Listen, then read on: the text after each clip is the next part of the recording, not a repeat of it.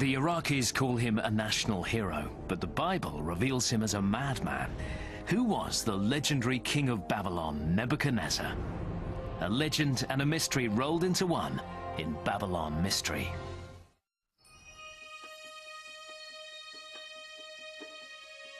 Mesopotamia, the land between the rivers, is between the Euphrates and the Tigris, and was once the birthplace of culture.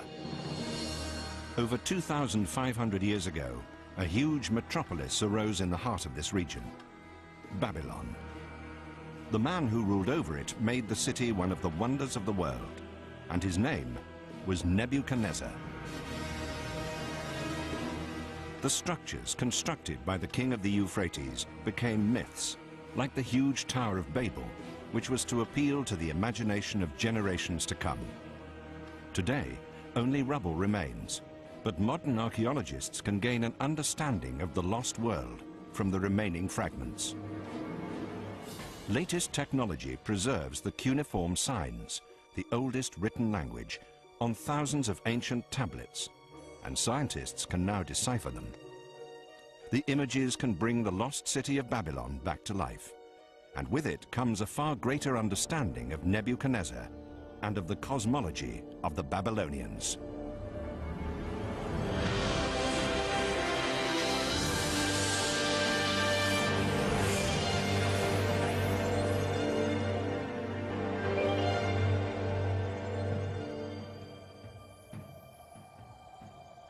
The rediscovery of Nebuchadnezzar's world began 100 years ago in Lebanon. The French consul, Henri Poignot, explored the region round El Hermel in search of ancient artistic treasures. At the time, there were many expeditions by colonial administrators. The 19th century was the time of great discoveries. Wherever they went, they seemed to make new and important finds. The legendary city of Troy had been excavated. Egyptian hieroglyphics could be deciphered, and on a hot October day, Henri Poignot made a discovery that would later be acclaimed as an archaeological sensation. Poignot worked on the assumption that the vast empire of Babylon once extended to this point on the shores of the Mediterranean, and he discovered proof. On a stone wall, the portrait of a king had been chiseled out, overpowering a lion with his arm. According to the inscription, it was Nebuchadnezzar, king of Babylon. In the fading light of day, Henri Poignot managed to take a sensational photograph. This is the earliest depiction of Nebuchadnezzar that has been found. The weathered relief in stone unites ancient myths and legends.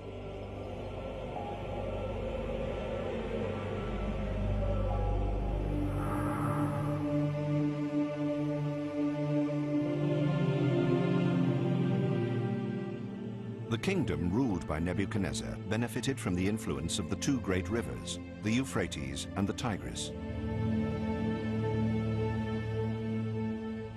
As long ago as 2,500 years before Nebuchadnezzar, works of art were created that bear witness to the cultural achievements of the period and convey a curious picture of the people of that age.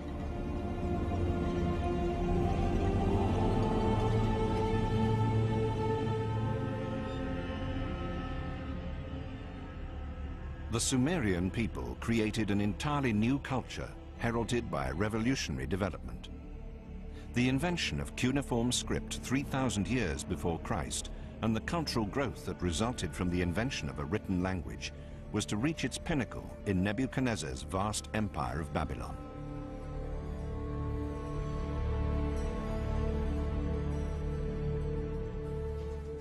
The new technology spread from ancient Uruk to the whole of Mesopotamia, extending far to the north.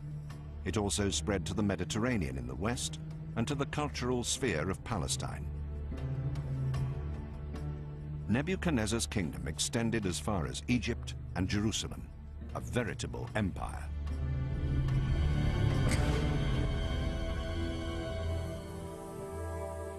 Jerusalem, the holy city of David, and ancestral home of all Jews. But 2,600 years ago, it was not the sprawling metropolis that it is today. Protected by the city walls, no more than a few thousand Jews inhabited the small area around the Temple Mount. Nebuchadnezzar was able to breach the stone circle and leveled the holy city. An ancient relief depicts the battle. The Babylonians scaled the walls of the city with the help of fortified towers. The defenders could not match the superior military technology. The invaders had metal armor, stone catapults, and carefully planned strategies. The well-thought-out plans were highly effective, along with the devastating waves of arrows fired by thousands of archers. Nebuchadnezzar used his military might to good effect. Thousands of enemies were mown down, while the survivors were taken to Babylon as prisoners of war. For the Jews, it was a terrible catastrophe, the wrath of God, and Babylon was seen as the hated site of exile, with Babel known as the hotbed of vice.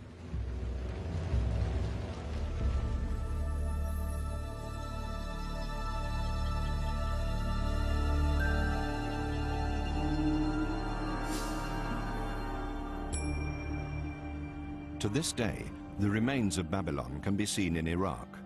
But at the beginning of the 20th century, all that could be seen of the former metropolis were foundation stones and rubble. The buildings, just 20 years old, are mere reconstructions.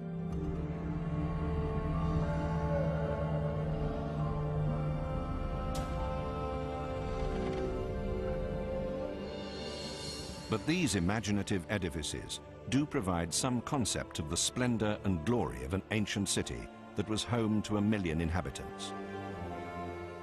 The massive tiled walls of Babylon were counted among the 7 wonders of the ancient world. But it was also claimed that there was a second wonder of the world to be admired in Babylon: the hanging gardens of Princess Semiramis, said to have been the mistress of Nebuchadnezzar, though the historical truth behind this figure is also lost in the fairy tale legends that surround the city. The Greek historian Herodotus, who is believed to have visited Babylon 100 years after the death of Nebuchadnezzar, was one of many people captivated by the capital.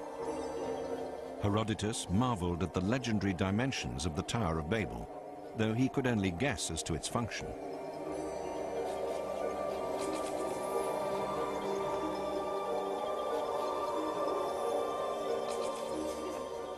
As he tried to describe the sights, he let his imagination run wild as he enthused about the city with streets 16 meters wide, walls 25 meters thick, and an urban area that stretched for 96 kilometers.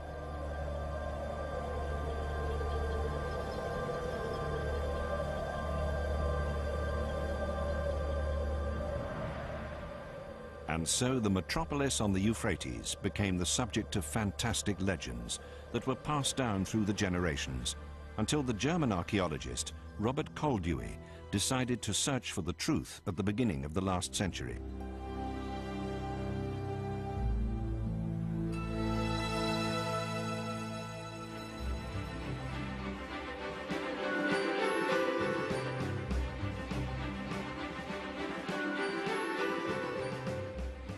When Koldewey reached the presumed site of the ancient city of Babylon, all that could be seen were piles of rubble covered by the drifting desert sands. But Koldewey was certain that the legendary Babel was buried there. The initial excavations revealed remains of vast city walls and confirmed his belief that only the capital of Babylon could have had such mighty defenses. Koldewey had found the remains of the walls that Herodotus had reported with such admiration, and the Babylonians had insulated the tiled structures against humidity by using bitumen, an amazing technological achievement for the day.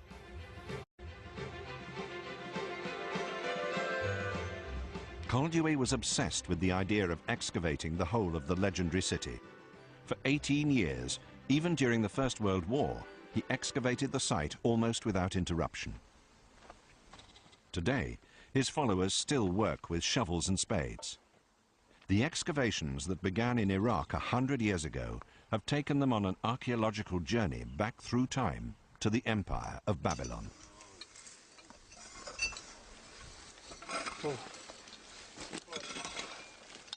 In Sippar, a good 50 kilometers from Koldewey's excavations, the team have discovered a new archaeological sensation, a library from the period of Nebuchadnezzar.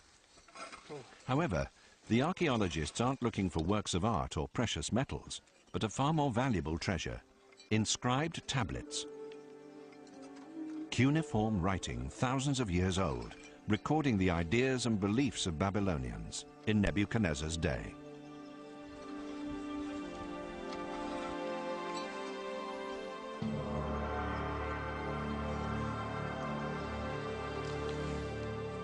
The archaeologists have been able to unearth over 300 clay tablets, valuable texts describing rites and customs, myths and politics.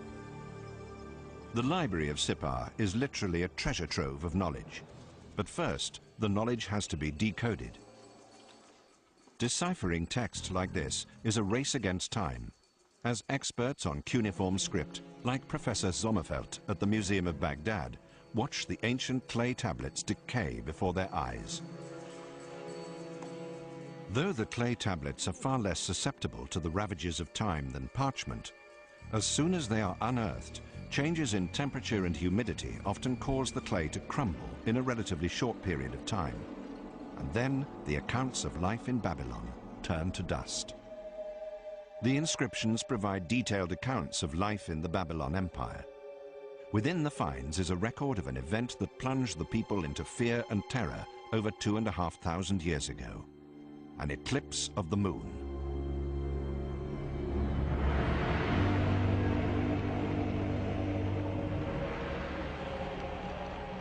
The clay tablets tell of the day when the moon disappeared and priests all over the city had to light fires. People quickly gathered in the streets and used their clothes to shield themselves from the sight as prayers and hymns filled the entire city.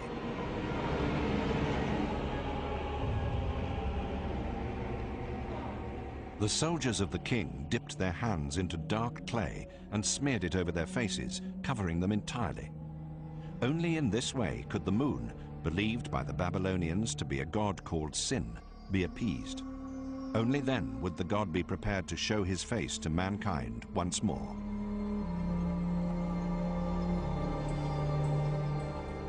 At this small museum in Iraq, Professor Walter Sommerfeld and his colleagues study the collection of clay tablets, which are full of sensational discoveries. The weathered inscriptions are true treasures of archaeological exploration as they shed light on the lost civilization of ancient Babylon. These people, the Sumerians, Babylonians and Assyrians, were compulsive writers. They kept records of everything that could possibly be preserved in text, letters, accounts of everyday life, and also the entire body of scientific knowledge available at the time. Literature, mythology, astrology, everything we know about them has come down to us by means of clay tablets, and so far we've found about 1 million of them. We estimate that in the region around Iraq, there could be 100 million more buried in the ground, and only a small proportion of the texts we've found so far, about 25%, have been deciphered. With so many clay tablets holding so much information, it's hardly surprising that archaeologists are eager to preserve the legacy of Nebuchadnezzar with the aid of the latest technology.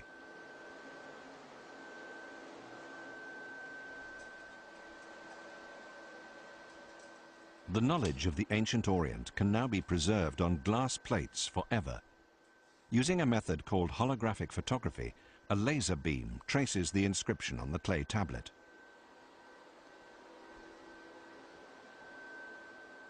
A system of mirrors allows the image to be reproduced on a photographic plate and fixed by using a special developing process.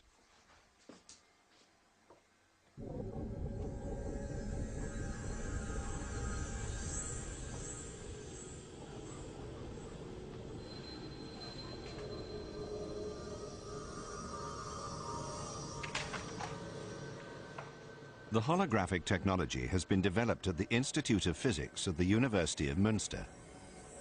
The clay tablets appear on the photographic plate in 3 dimensions, so that experts can study the spatial characteristics of the cuneiform script, a vital factor when deciphering the text.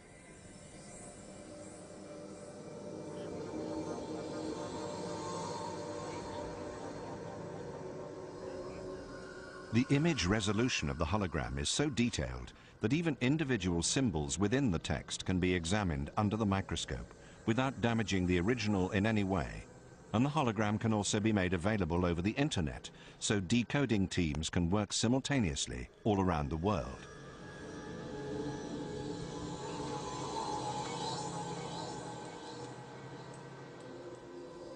The tablets with cuneiform script tell age-old stories, and now the wisdom of ancient Babylon can be presented on computer screens today.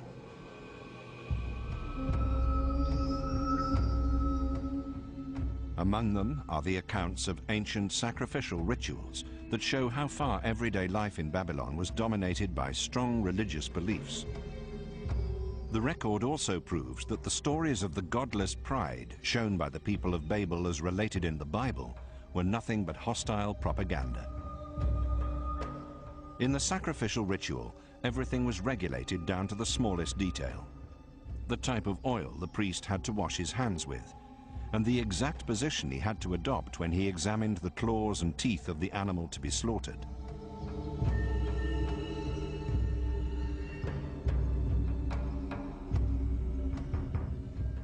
The high priest had to place a chain made of red wool and colored stones around his neck when the moon rose.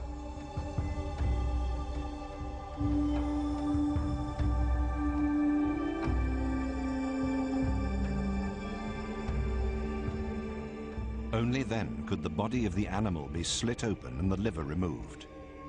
The condition of the organ indicated whether good times or bad were in store for the empire and the king. They believed that their entire future depended on how the animal's liver was interpreted. It was a divine sign.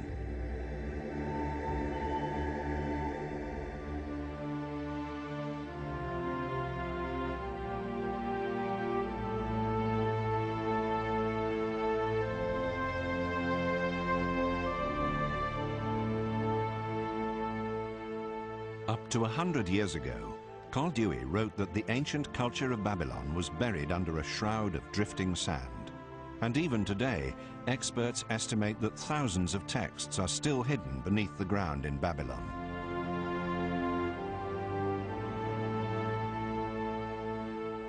Koldewey wrote, "The ruins remind me of the prophet's curse in the Bible, and never more shall Babylon be inhabited, and nobody shall live there again." Did the biblical curse really come true? And could Koldewey have guessed that 100 years later, new methods would be developed to shed light on the mystery of Babylon, including rockets?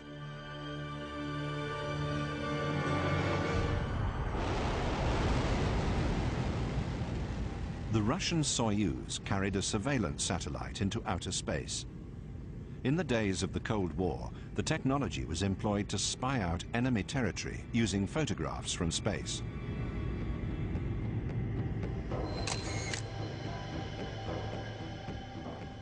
As the shuttle raced back to Earth, there were 150 satellite pictures on board. Among them was one of an area 32 degrees north and 44 degrees east, Iraqi territory. Moscow, Leningrad Prospect 47, formerly the headquarters of Soviet military intelligence. With the Cold War over, the satellite pictures that were used to spy on enemies are now available for research purposes.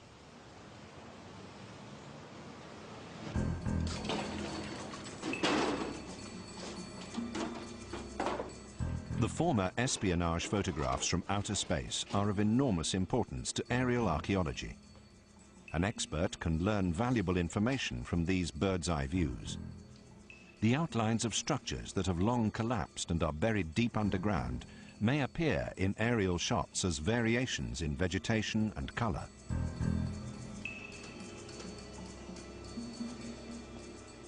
This technology has enabled archaeologists to study a small area that the satellite camera 270 kilometers away picked up: ancient Babylon. As the computer enlarges the image, the entire area of a city that has long since vanished can be seen. In the top left is the modern palace of Saddam Hussein, and to the right, the region excavated by Koldewey. The aerial image shows that only a small area of the ancient city has so far been studied by archaeologists. In fact, Nebuchadnezzar's city extended much further, as this satellite photograph shows. It was over 60 times larger than the reconstruction that can be seen today.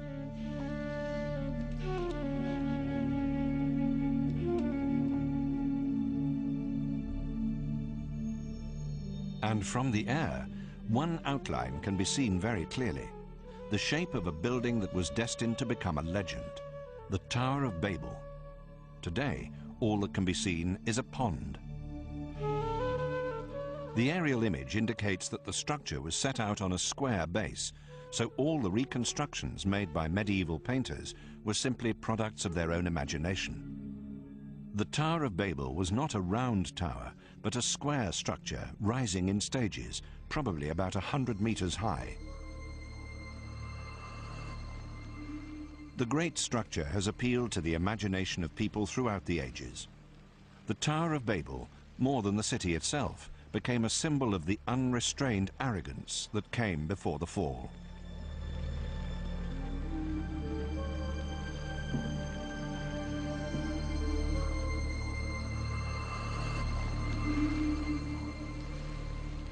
Herodotus, the father of historical writing, may well have seen the Tower of Babel when half of it still remained, even though the decline of the city began almost as soon as Nebuchadnezzar's son succeeded him.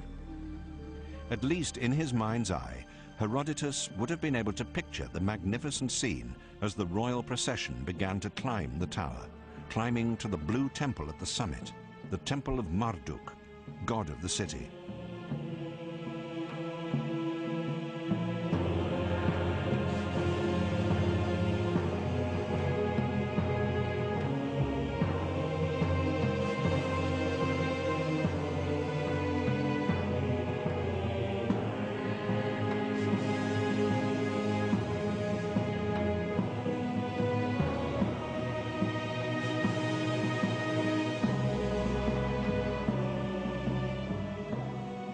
Herodotus reported that climbing to the Temple of Marduk meant climbing into the heavens and the stars, and at the top, in the highest section of the huge layered temple, was where Marduk resided.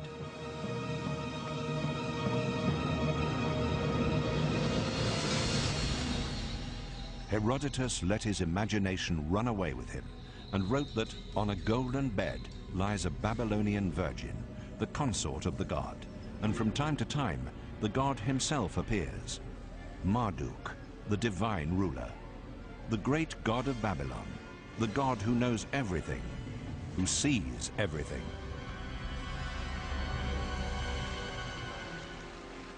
The fantastic account Herodotus gave was a mixture of imagination and reality, which were born from the repeated stories told in Babylon as it sank into ruin.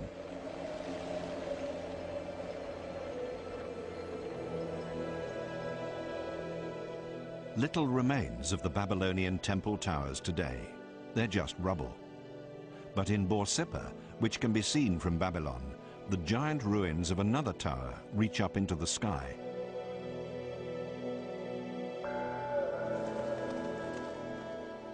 Experts believe that these towers were not only temple complexes, but also vantage points that enabled Babylonian astronomers to study the movements of the stars. But Nebuchadnezzar and his astronomers were not merely studying natural sciences while gazing into space.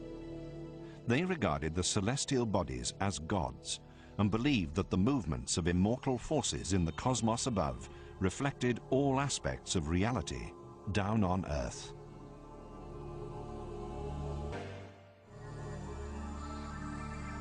Babylon astronomers in Nebuchadnezzar's day used huge temple complexes as vantage points to study the movements of the stars.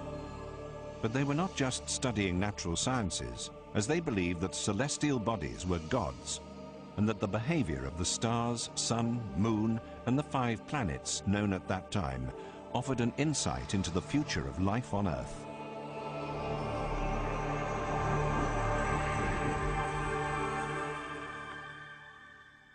The German Museum in Munich.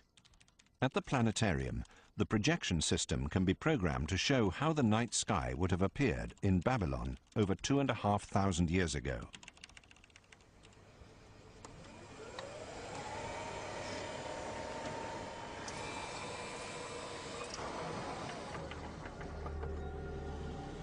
In the artificial sky of the planetarium, thousands of stars appear, as they would have done to Nebuchadnezzar himself.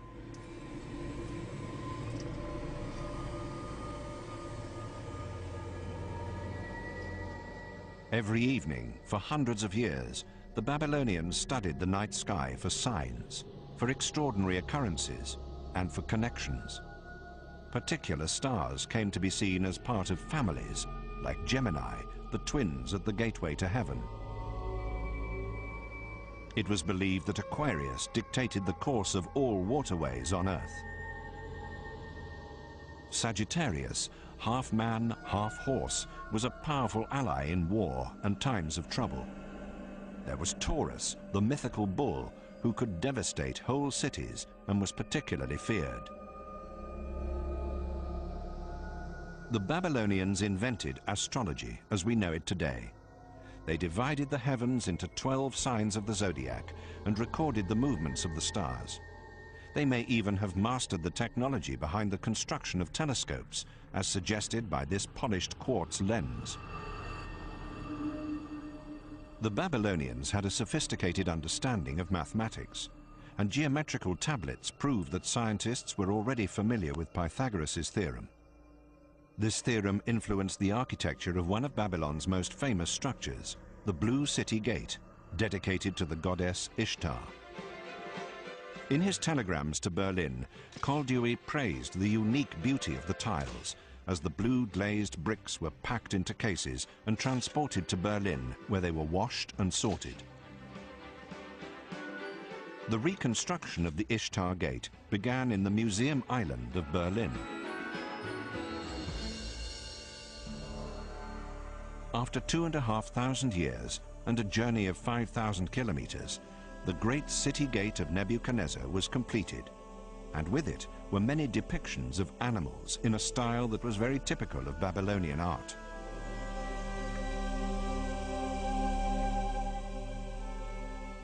The images of animals worshipped by the Babylonians as companions of the gods would have graced the walls of the processional way and guided every visitor into the center of the city.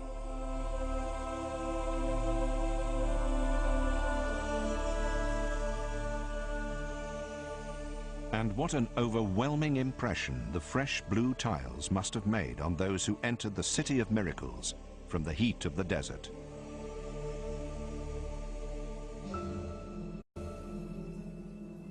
The bricks were glazed blue, but how was it possible for such an unusual technique to be developed 2,500 years ago? A chemist, Stefan Fitz, submitted tile fragments from Babylon to spectrum analysis and solved the mystery. Together with ceramic specialist Andreas Fritscher, he uncovered the complex technical process involved. The initial step was very important, as a precise mix of sand and soda derived from vegetable ash had to be followed. The mixture was then fired to create a type of glass that was then used as the basis for the glaze. Today, a computer-controlled kiln is used to achieve the exact temperature of 950 degrees centigrade that is required. How the Babylonians measured and maintained this constant temperature remains a mystery. The glass was then ground into a fine powder for the next stage of the procedure.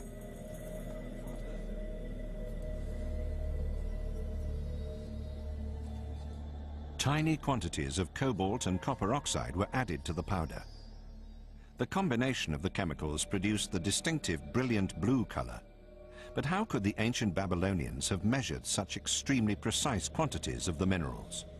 Scientists today can only achieve the desired result by using pharmaceutical scales that are accurate to a milligram.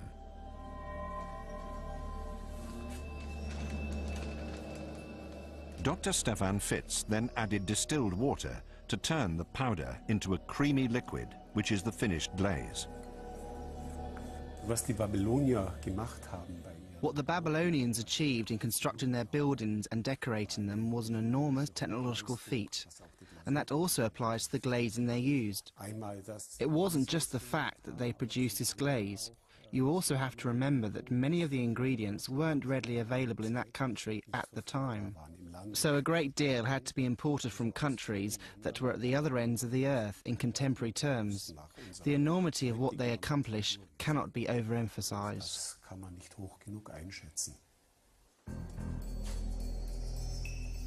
The glaze was then painted onto the brick. Finally, the object was fired again, this time for 12 hours at a constant temperature of over 1,000 degrees centigrade.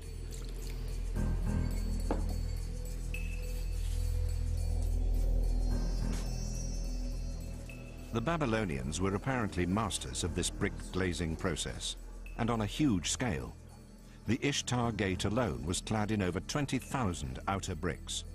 This gave it a brilliant blue sheen, a reflection of the sky above.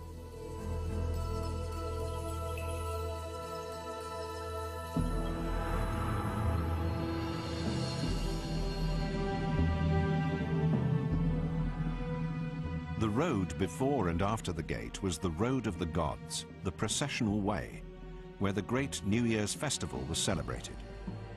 This is known from the inscription stamped on the bricks, which read, "For the gods Marduk and Nabu, I cement the interior of the road with asphalt and fired bricks, and over this I place a powerful layer of glazing dust. May you gods be content as you wander along this way." Nebuchadnezzar had this message stamped on thousands of the tiles used.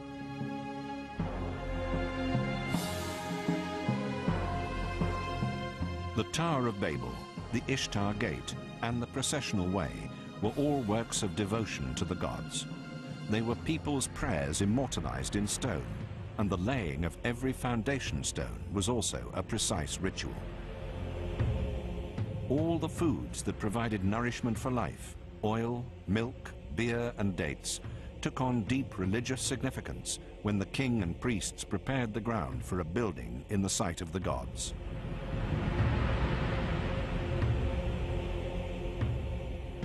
The ancient clay tablets mentioned the complex rituals and described them in great detail.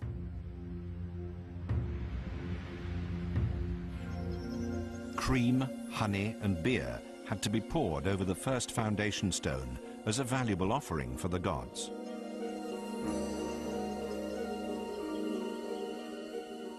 Clay-fired statuettes, envoys of the gods, were placed on the sacred stone, each of them holding a metal shaft in its hand as a symbol of divine power.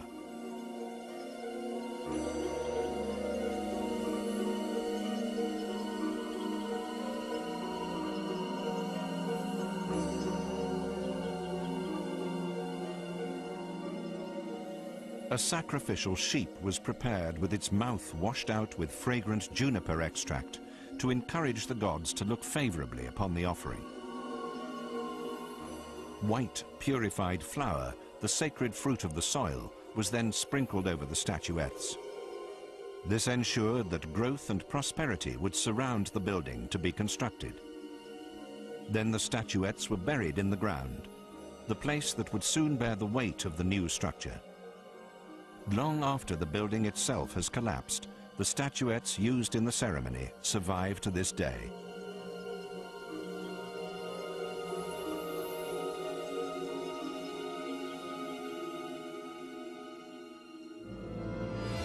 Herodotus also wrote about certain rituals, but the Greek historian apparently failed to understand their significance. Though it was so long ago, the magical culture of Babylon had collapsed in ruins many years before he journeyed to the city.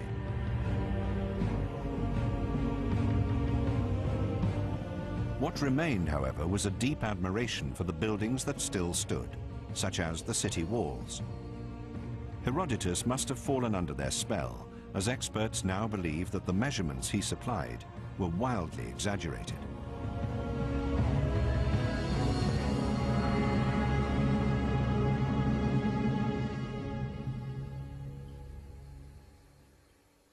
Scientists are now adopting new methods to test their theory. In this laboratory, the seventh wonder of the world is recreated, the walls of Babylon, on a scale of 1 to 100. Laser cutters make it possible to punch out holes 1,000 at a time and precisely trace the surface profile of the tiled brick walls connecting them. Never before has Babylon been recreated with the help of such modern technology.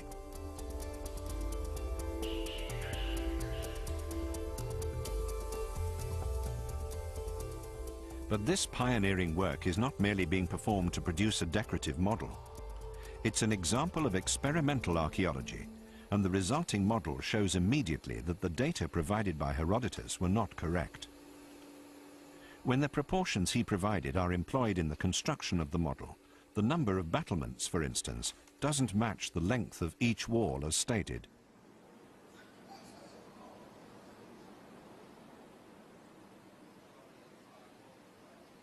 The city walls didn't stretch for 96 kilometers, as Herodotus said, but only for about 19, and apart from the major structures, the brick houses of the metropolis were only 1 or 2 stories high.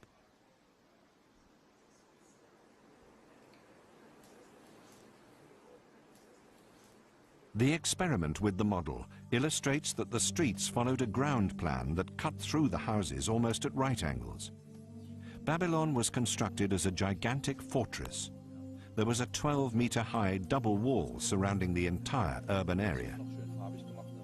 Professor Prommer and model maker Bernd Kammermeier are convinced that with the military technology available at the time, the city would have been invincible.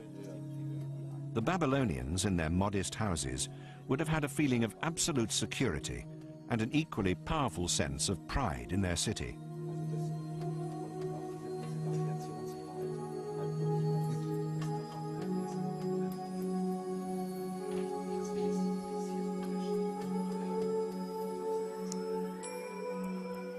The camera shows the sense of awe that the ancient city dwellers must have had for the environment that dominated their everyday lives.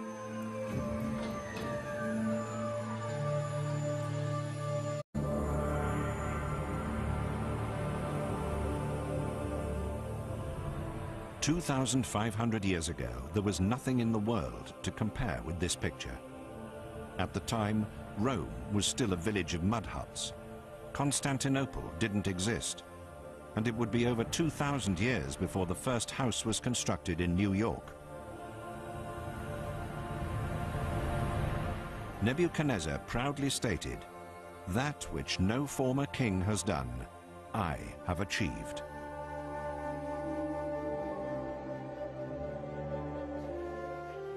Professor Walter Sommerfeld of the University of Marburg speculates at how the people who lived in this metropolis celebrated their cult festivals.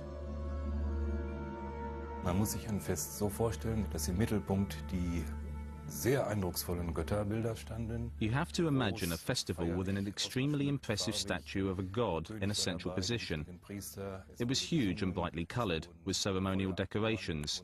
The king was there, along with the high priests. There was singing by the light of the flaming torches. Something of a similar kind of religious sentiment is still found today in India.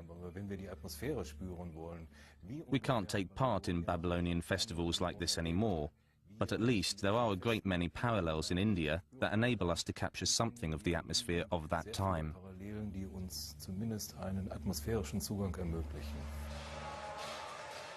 The great processional way in Babylon may have resembled this. There are considerable parallels between the religious festivals celebrated each year by the people of Puri in eastern India and Nebuchadnezzar's Great New Year's Festival, an ancient religious tradition that perhaps spread from Babylon to India, or the other way round.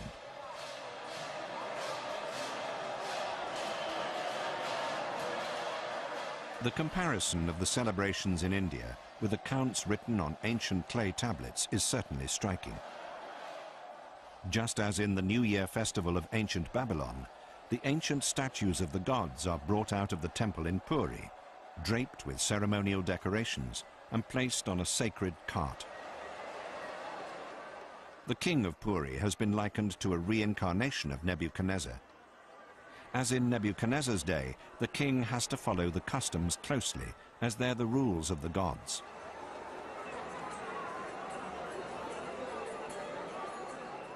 Just as Nebuchadnezzar once did, he has to clean the cart in a ritual gesture. This religious ceremony serves to legitimize his rule and to renew the bond between king, God, and the people.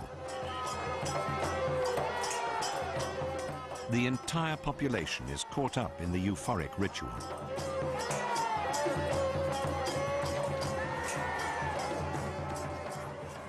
Finally, everyone comes together to pull the statue of the gods through the streets, hauling it along on its massive ropes.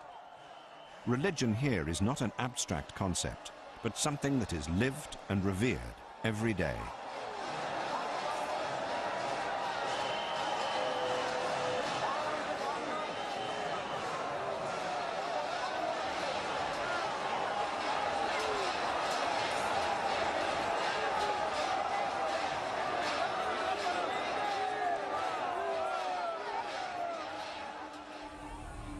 The hectic bustle of the carnival route in Puri is a modern reflection of the ancient rituals 2,500 years ago in Babylon.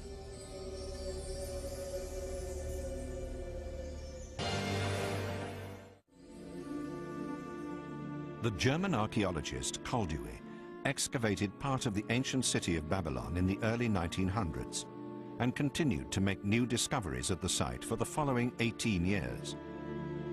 But he was never able to grasp at anything more than the rubble and bricks. The ancient world of the Orient remained a mystery to him. But his imagination sometimes constructed gigantic palaces from a little rubble. And he once wrote in a telegram to Berlin, "I have discovered the hanging gardens of Semiramis." In fact, he had found nothing more than the extensive ruined walls around Nebuchadnezzar's southern fortress. But his eagerness led him to believe that such huge walls must have supported an enormous superstructure, like the Hanging Gardens, as depicted in a 3,000-year-old Assyrian stone relief. Did the legendary terraced gardens of Semiramis ever exist, or was it just a fantasy created by later generations?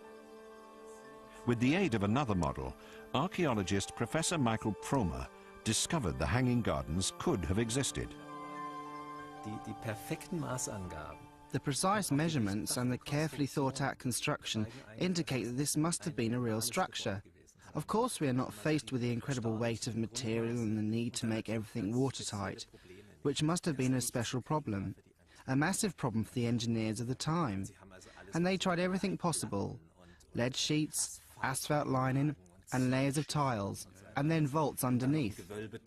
And of course we have no idea how watertight it really was, but it's an incredible project, and it was never attempted again in this form.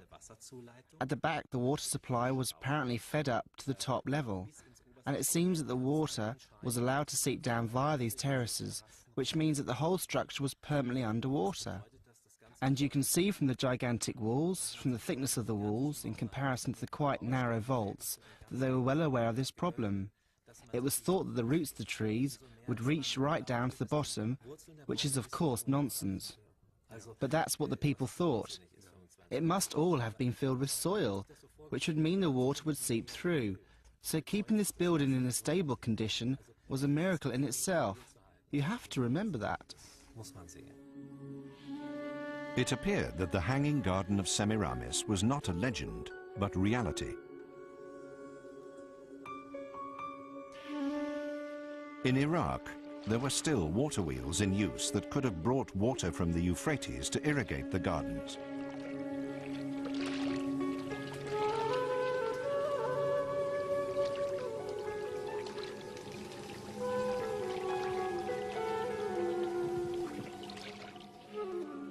A park area of this kind must have been the crowning glory of a city like Babylon. A feature of immense prestige that may well have attracted even more admiration in the blistering heat of the Orient than the Tower of Babel, standing 100 meters high. But the figure of Princess Semiramis, with whom Nebuchadnezzar is said to have fallen in love, does not stand up to historical examination. She was just a legend.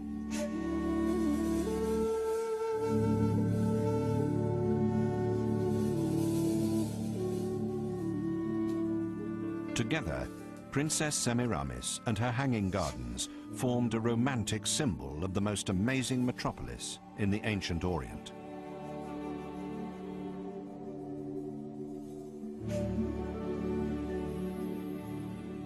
Ancient Babylon was a dream city of international fame and the gateway of the gods. But it was a dream that collapsed with astonishing speed.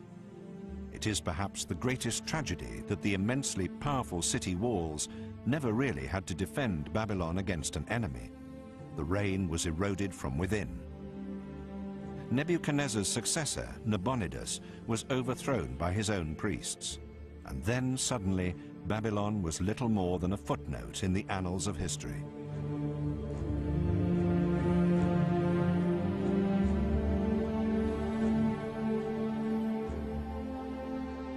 In the end, the Bible seems to have been correct when it made the terrible prophecy, "The city shall be rotten and destroyed for all time, and never more shall Babylon be inhabited, and nobody shall live there again, neither people nor cattle, forevermore."